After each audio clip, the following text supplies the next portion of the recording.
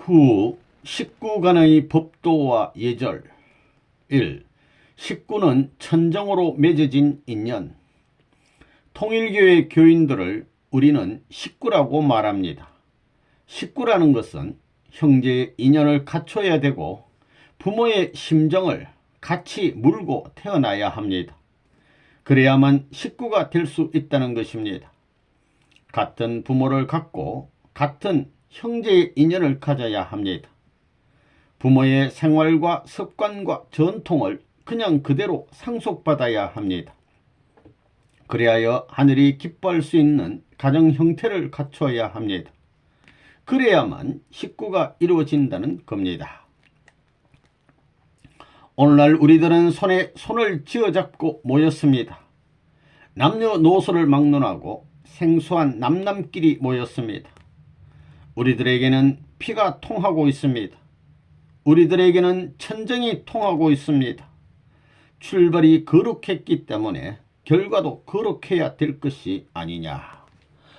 우리가 갖고 나온 인연은 입체적인 인연이라는 것을 알아야 됩니다. 지금까지 역사상에 있었던 어떤 사상을 기조로 해서 나온 것이 아닙니다. 하나님의 심정과 하나님의 창조 이상을 기조로 해서 본성의 인격을 표준으로 해서 시작된 인연인 것입니다. 이것은 모든 인연의 핵심이기 때문에 절대시해야 하는 것입니다. 우리는 다른 인연을 따라 모인 사람들입니다. 그렇기 때문에 형제가 아닌 사람들이 모였습니다. 형제가 아닌 사람들이 모여가지고 육신의 형제들을 지배해야 합니다. 그게 다르다는 겁니다. 형제 아닌 사람들이 자기 육신의 형제를 지배해야 합니다. 그렇지 않으면 여러분의 집은 여러분과 인연이 없는 것입니다. 사실 그것은 자기가 직접 못하는 것입니다. 그러니 우리는 형제들에게 보다 더 잘해야 되는 것입니다. 식구를 대할 때에는 그 사람에게 상처를 주지 않도록 주의하고 또 신앙생활에 도움이 되지 않는 말을 해서는 안 됩니다. 식구가 어떤 어려움이 있고 어떤 환경에 부딪혀 고난을 당할 때 서로서로 자기가 당한 것과 같은 심정으로 동정하는 마음을 가져야 되겠습니다. 선생님은 식구를 비난하고 식구를 모해하는 것을 보고는 못 견디는 사람입니다. 세계를 사랑하고 싶은 마음이 있으면 그 사랑을 어디서부터 해야 되느냐? 우리끼리부터 해야 되는 것입니다. 동서남북에서 가려져 가지고 하나의 인연을 따라 모인 우리 끼리끼리 서로 사랑하자는 것입니다. 보지 않으면 못 사는 것입니다. 만나지 않으면 안 되는 것입니다.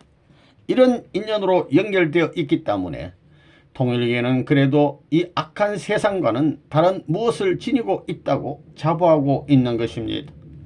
이것을 잃어버리면 우리는 아무것도 아닙니다. 우리는 멋진 사람들입니다. 세계가 부러워하고 하늘 땅이 부러워하고 영계의 모든 성인과 현철들이 부러워할 수 있는 당당한 삶의 생애를 걸어가고 있는, 하늘이 버릴 수 없고 하늘이 칭찬할 뿐만 아니라 찾아와서 사랑하겠다고 할 수 있는 그런 배경과 내용을 지니고 사는 멋진 사나이들입니다. 선한 조상을 가진 후손이 여기 있으면 선조들이 적극적으로 협조한다는 것입니다. 그런 입장에 여러분들이 서 있는 것입니다. 그러한 입장에 있는 여러분이 신나고 멋지게 싸워가는 곳곳마다 백전백승의 전적을 세울 때에 영계에서는 영원히 기뻐하는 것입니다. 이러한 여러분이 되면 잡신이 나오다가도 놀라 자빠질 겁니다. 그렇게 되어 있습니다. 그렇기 때문에 이런 선조들은 여러분을 상감마마 모시듯이 모실 것입니다. 여러분들은 이런 느낌을 느껴야 합니다. 6천년의 결실체가 낙과처럼 익지 못하고 떨어져서야 되겠습니까? 그저 바람 불까 걱정하면서 아이쿠 내가 떨어질 것 같다. 조금만 더 불면 떨어지겠는데 선생님 흔들지 말고 가만 놔두어야 됩니다. 해서 되겠습니까? 여기에 그런 패도 있을 것입니다. 반면에 선생님이 도끼로 들이치고 가지를 마음대로 흔들어도 가지가 찢어져 나가기 전에는 절대 떨어지지 않습니다 하는 무리도 있을 것입니다. 여러분은 어느 패에 속합니까? 바람 불까봐 걱정하는 패들입니까? 흔들어도 안 떨어지는 패입니까? 여러분이 여기에 온 목적이 무엇이냐? 그것은 어떤 외적인 문제를 해결하기 위해 온 것이 아니라 인간의 근본 문제를 해명하고 절대자로부터 인정을 받고 확정을 받아 그 절대자 앞에 설 수 있기 위해서 온 것입니다.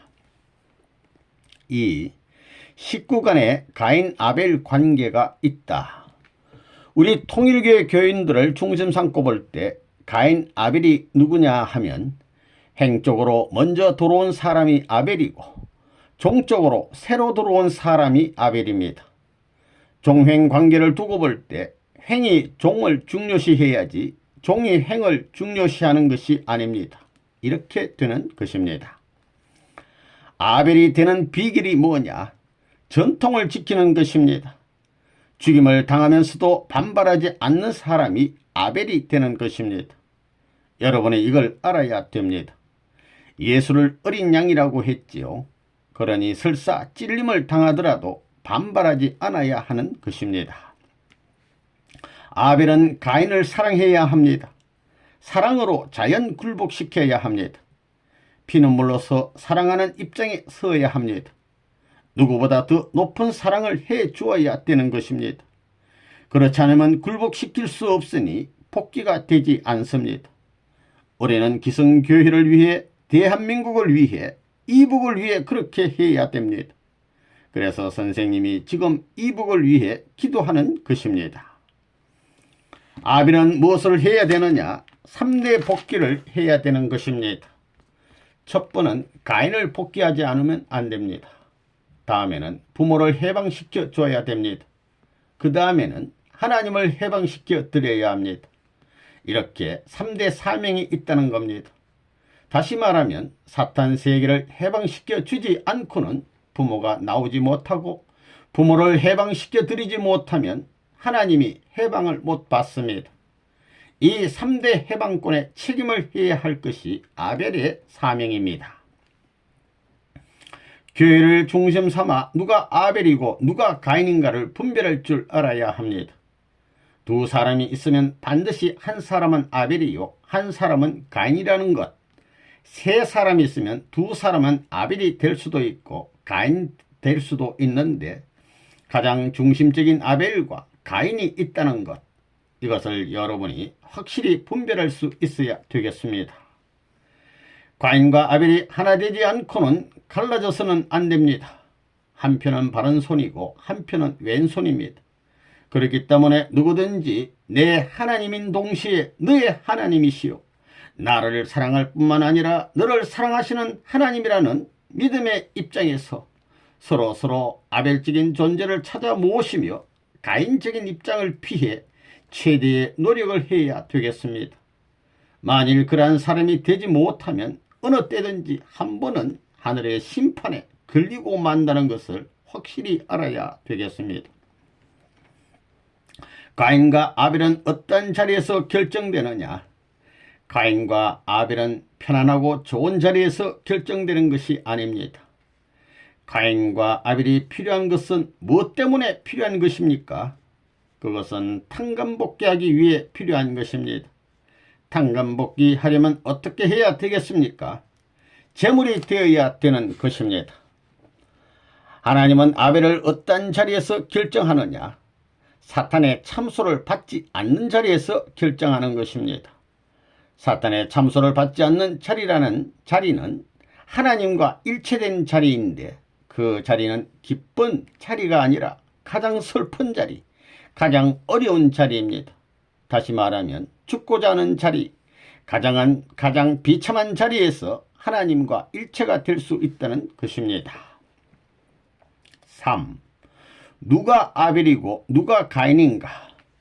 통일교회 교인들 중에 내가 먼저 들어왔기 때문에 아벨이고 나중에 들어온 사람은 가인이니 나를 섬겨라 하는 이런 미치광이들이 있습니다. 아벨은 어떤 것이 아벨이냐? 하나님의 뜻대로 하는 사람이 아벨입니다. 보다 공적인 사람이 아벨입니다. 가인은 무엇이냐? 사탄 편입니다. 사탄은 자기를 생각하는 데서부터 출발한 것입니다. 아벨은 자기를 생각하지 않고 하나님을 생각하는 데서부터 시작한 것입니다. 이걸 알아야 됩니다. 먼저 들어왔더라도 자기 욕심을 부리는 사람은 가인입니다. 자기 생각이 앞서는 사람은 가인입니다. 선생님은 이런 원칙에서 사람을 대합니다. 아무리 오래된 식구라도 그 심통이 자기를 위하게 될 때는 그들도 보지도 않습니다. 지금은 할 수 없이 내가 그냥 두지만 때가 되면 보따리를 싸게 해서 쫓아낼 겁니다. 먼저 들어왔다고 해서 아벨이 아닙니다. 사적인 기준이 앞서는 것은 가인이요. 자기보다 공적인 문제, 하늘을 더 생각하는 것이 아벨입니다. 여기 통일교인들끼리 형제를 결정하는데 먼저 들어온 사람은 아벨의 입장인 동시에 가인이고 나중에 들어온 사람은 가인의 입장인 동시에 아벨입니다. 원리적인 입장에서 아벨은 중심입니다. 이 중심 가운데에는 하나님이 들어가 계셔야 합니다.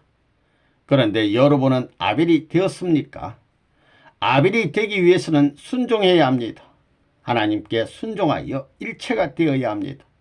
하나님과 일체가 되려면 하나님께서 하라는 대로 다 해야 됩니다. 하나님께서 하라는 것을 다 하지 못하면 아벨이 되지 못합니다. 99가지를 다 했더라도 한 가지를 못하면 아벨이 못된다는 것입니다. 통일교인 가운데 어떤 사람이 가인이냐? 머리를 치켜들고 남을 시켜 먹으려고 하는 사람들이 가인입니다. 그러면 아벨은 누구냐? 책임 다 하려고 하는 사람이 아벨입니다. 본래는 먼저 들어온 사람들이 가인인데도 먼저 들어온 녀석들이 아벨 노릇을 하려고 끄덕거립니다. 그것은 자성자박하는 것입니다. 그런 사람이 아무리 별의별 노름을 다 해도 원리 원칙대로 안 하면 선생님이 안 써주는 것입니다. 아벨은 어떤 존재이고 가인은 어떤 존재냐? 원리로 보아 단적으로 말한다면 가인은 자기에게 걱정이 있으면 그 걱정을 남에게 뒤집어 씌우려고 하는 사람이요. 아벨은 자기 걱정이 있지만 남의 걱정까지 도맡겠다고 하는 사람입니다. 그 차이입니다. 어떤 사람이 아벨이고 가인이냐 하면 침해를 받는 사람이 아벨이고 가해를 하는 사람이 가인입니다.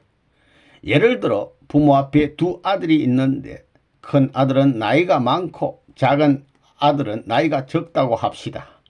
그런데 부모의 의논 상대라든가 모든 면에 있어 부모를 대신할 수 있는 아들은 맏아들 뿐이라 하더라도 그 맏아들이 작은 아들이 아무 실수도 하지 않고 잘못도 없는데도 작은 아들에게 손을 대면 부모는 큰 아들 편에 서는 것이 아니라 작은 아들 편에 서는 것입니다.